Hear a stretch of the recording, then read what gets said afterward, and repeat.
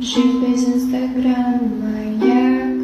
мені тепер без мами, даже макиню покушать им покинути я мушу, чот банкомат лагает, мы без ежи помираем, не смогу купить айфон, я запущу так и сон, это все несправедливо, мати не зустріне сина, ми